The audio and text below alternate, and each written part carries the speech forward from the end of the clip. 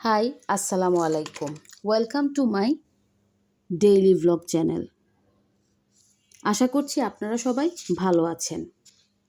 ভিডিওর থাম্বনেল দেখে আপনারা নিশ্চয়ই আইডিয়া নিয়ে নিয়েছেন আমি ভিডিওতে কী শেয়ার করতে যাচ্ছি। এর ফাঁকে ফাঁকে আমি আমার ইন্ট্রোডাকশনটাও দিয়ে দিব। সো সকাল সকাল আমি আমার জানালার বাহিরের সুন্দর দৃশ্যটি আপনাদের সাথে শেয়ার করছি, সেই সাথে আমার বারান্দার নতুন সংযোজন গাঁদা ফুল গাছটি। So, it's me Aisha, mother of a little cutie pie Ramisa.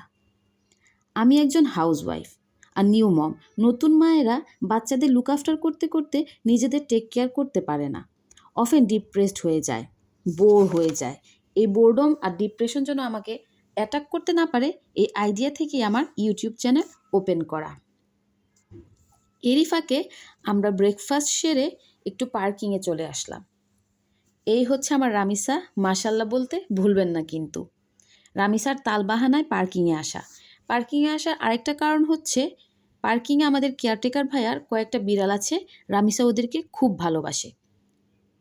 আমরা কিন্তু পার্কিংয়ে বেশিক্ষণ থাকবো না, আজকে বাসায় গেস্ট আসবে, তাই গেস্টের জন্য রান্নার যে আয়োজন সেটি আপনাদের সাথে একটু শেয়ার করতে চাই। And please please please ignore my video quality and voice over quality. যেহেতু আমি নতুন সবেমাত্র চ্যানেলটি শুরু করেছি, তাই আশা করব আমার ভিডিও কোয়ালিটিটি আপনারা ইগনোর করবেন। ওই যে রামিসা আর তার বিল্লি।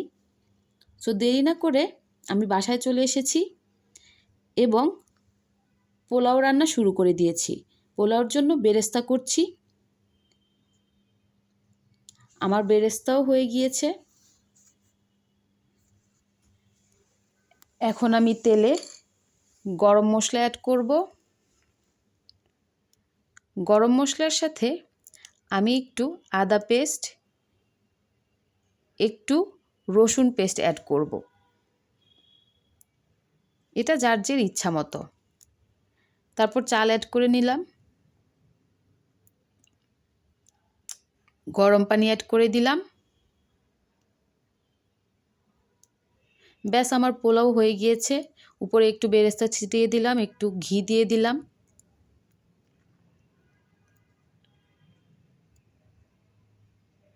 আমি কোনো রাঁধুনি নই, জাস্ট যেভাবে প্রত্যেক দিন রান্না করি ওই রান্নাটাই শেয়ার করছি। এখানে আমার শাশুড়ি রামিসার দাদুমণি চিংড়ির মালাইকারি বসাচ্ছেন। তেলের মধ্যে পেঁয়াজ, রসুন বাটা, আদা বাটা, কাঁচামরিচ দিয়ে ভাজা হচ্ছে।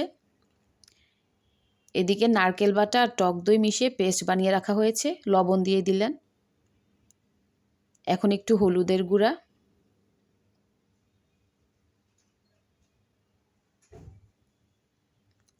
এখন টক দই আর নারকেল বাটার পেস্টটা অ্যাড করে দেওয়া হলো। মশলা কষিয়ে এতে আমরা ভেজে রাখা চিংড়ি মাছগুলি অ্যাড করে দিব। তারপর নিজের ইচ্ছা মতো ঝোল পরিমাণ মতো রেখে ব্যাস চিংড়ি মালাইকারি রেডি। এদিকে আরেক চুলায় রোস্টের মশলা কষানো হচ্ছে।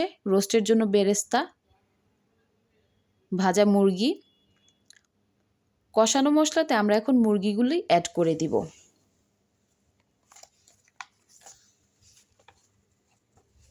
আমাদের রান্না প্রায় শেষের দিকে। গরুর গোশত রান্না করার ভিডিওটি নেওয়া হয়নি, তাই শেয়ার করতে পারলাম না। খাবার আমরা টেবিলে সার্ভ করে দিয়েছি। লাঞ্চ করতে করতে হঠাৎ করেই প্ল্যান হলো আমরা বাইরে ঘুরতে যাব, উত্তরা 7 নাম্বার পার্ক। সো যেমন কথা তেমন কাজ, গেস্টদেরকে বিদায় করে দিয়ে ভাইয়া গেস্টদেরকে নামিয়ে দিতে গেলেন। লাঞ্চ শেষ করার পরপরই হুটহাট প্ল্যান হলো আমরা একটু বাইরে যাব, 7 নাম্বার পার্কে ঘোরাঘুরি। এই ফাঁকে মেহমানদেরকে বড় ভাইয়া নামিয়ে দিয়ে আসছেন, অন্যদিকে আমরা আবার বেরিয়ে পড়েছি পার্কের উদ্দেশ্যে। পার্কে প্রায়ই যাওয়া হয়, বাট আজকে মেহমানদারি করে হঠাৎ যাওয়া হবে এটা চিন্তা করিনি। রামিসা তার বাবাকে ডাকতেছে। Uttara 7 number park.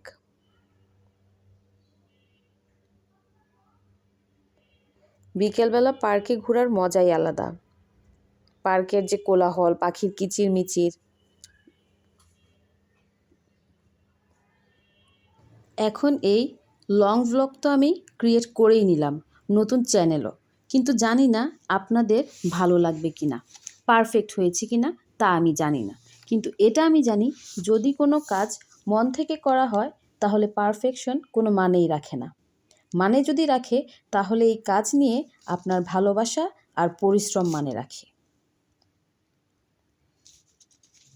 এখন যেহেতু এতটুকু এসেই পড়েছেন, তাহলে একটা সুন্দর ইন্সপায়ারিং কমেন্ট করেই যাবেন আর লাইক বাটনটি ক্লিক করে দিবেন।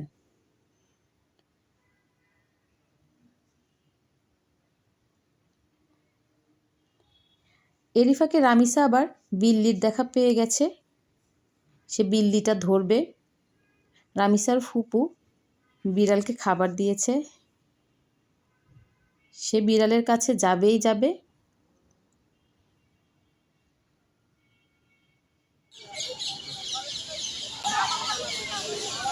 এরিফাকে রামিসাকে তার দাদুমণির কাছে দিয়ে আমি আর রামিসার বাবা 2 রাউন্ড হেঁটে নিলাম। আজকে এখানেই শেষ করছি। আল্লাহ হাফেজ।